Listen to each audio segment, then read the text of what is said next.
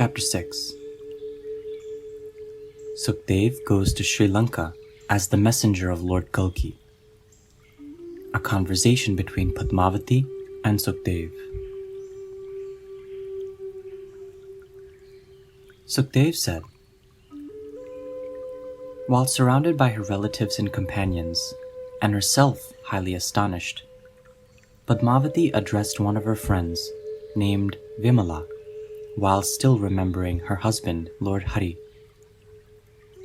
Padmavati said, "O Vimala, is it my destiny that any man who desires me will turn into a woman?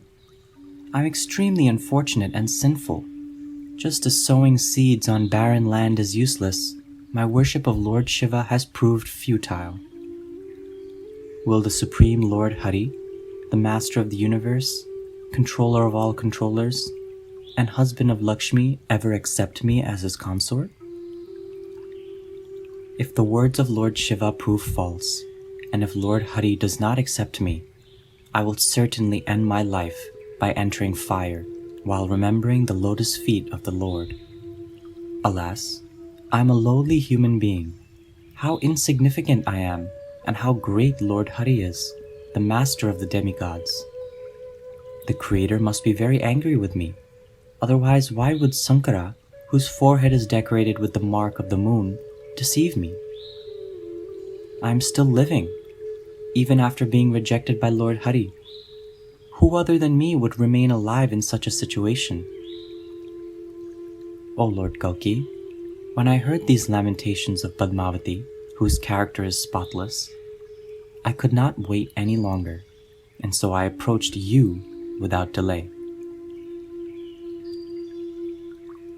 After hearing these words of Sukdev, Lord Kalki felt elated. He said, "My dear Sukdev, you must go at once and pacify my beloved Padmavati. I consider you to be my best friend.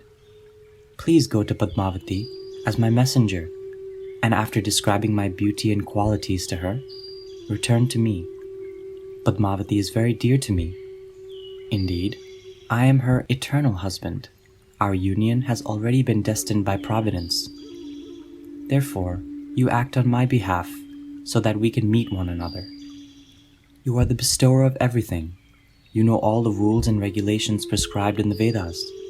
You also understand about the proper time and circumstances. Therefore, pacify Padmavati with your nectarian words, and then return to me with her assurance." Being instructed by Lord Kalki in this way, Sukdev became jubilant as his entire body became filled with ecstasy. He offered his obeisances to the Lord and quickly departed for Sri Lanka. Thus, Sukdev, the great parrot, crossed the ocean. Upon reaching his destination, he first bathed, drank some water, and ate many sweet and ripe fruits. After that, he entered the king's palace and sat at the top of a Nagakeshara tree, which is situated within the compound of the ladies' quarters.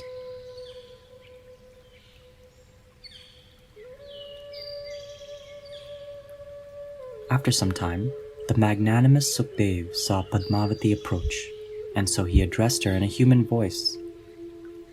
"O most beautiful lady, with the most charming face, your eyes appear to be very restless.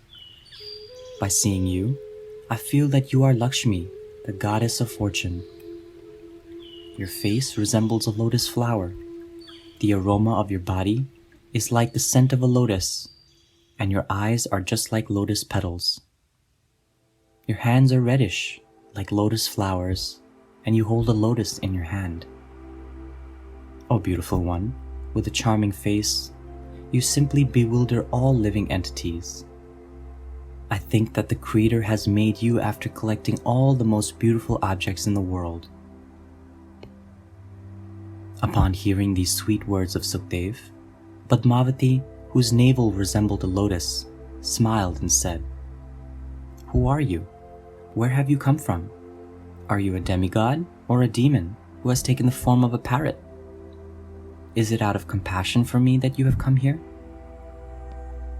Sukdev said, "I am the knower of everything. and so I know the intentions of everyone. I am well aware of the real purport of all scriptures. I am highly regarded in the assembly of demigods, Gandharvas, and saintly kings. I travel in outer space of my own free will. I have now come here just to see you. Although you are very learned, at present you are afflicted with grief, and thus you have given up all thoughts of enjoyment. You have given up smiling, joking, speaking with others, the company of your friends, and all kinds of jewelry. By seeing you in such a sad condition, I feel morose, and I would like to hear your sweet voice, which defeats the song of a rooster. Only one who has undergone great austerities is able to hear the words that are produced by the combined efforts of your teeth, lips, and beautiful tongue. For you, the tenderness of a lotus flower and the brightness of the full moon are most insignificant. People always glorify the nectar and bliss of Brahman, but to you, even this seems insignificant. The pious, exalted soul who will drink the nectar of your face while being held in the creepers of your arms does not require to perform any religious duties, such as performing penance, chanting mantras, and even giving charity. Anyone who once beholds your beautiful face, decorated with marks of tilak, curly hair, swinging earrings, and beautiful eyes, will no longer have to accept another material body. O beautiful princess, O well-wisher of all, please tell me the cause of your mental agony. You have no material attachment, and yet you have become very weak because of your mental distress. At present, you look like a golden deity covered by dust. Padmavati said, "If Lord Hari is against someone, then what is the use of beauty, opulence, and prestigious lineage? My dear parrot, if you do not know why I am suffering, then kindly hear with attention. I engaged in the worship of Lord Shiva as a child, and also when I became a mature girl. As the result of my worship, Lord Shiva, whose head is decorated with the sign of the moon, appeared before me along with Parvati and said, 'O Padmavati, ask me for a benediction.' When he saw me standing before him, my head hung low due to shyness, and my body fully covered. He assured me, saying, 'The Supreme Lord Hari will become your husband.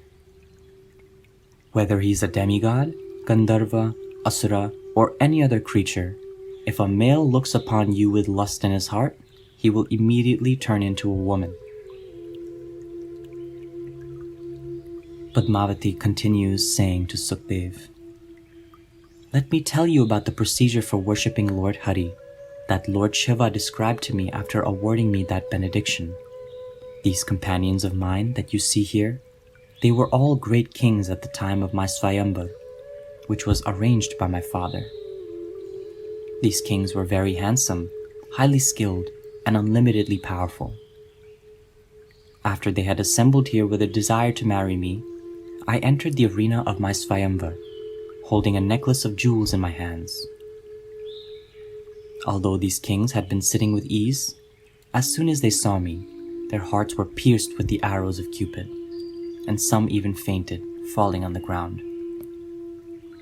However, as soon as they stood up, having regained their composure, they were aghast to find that they had been transformed into women with rounded hips and heavy breasts. O parrot, upon seeing themselves in this way, the kings became highly embarrassed and afraid to look at one another. At last, with broken hearts, they decided to follow me as my personal companions. Since that time, all these kings have been living with me as my companions. They are all very talented women and are living under the shelter of my affection. Along with me, they also engage in worshipping Lord Hari, rendering service unto him, meditating upon the Lord and performing austerities for His pleasure. After hearing this wonderful story from the mouth of Padmavati, Sukdev continued to speak with her in a very pleasing manner, and then brought up the subject of Lord Hari's worship. Thus ends the translation of the 6th chapter of Shri Kalki Puran.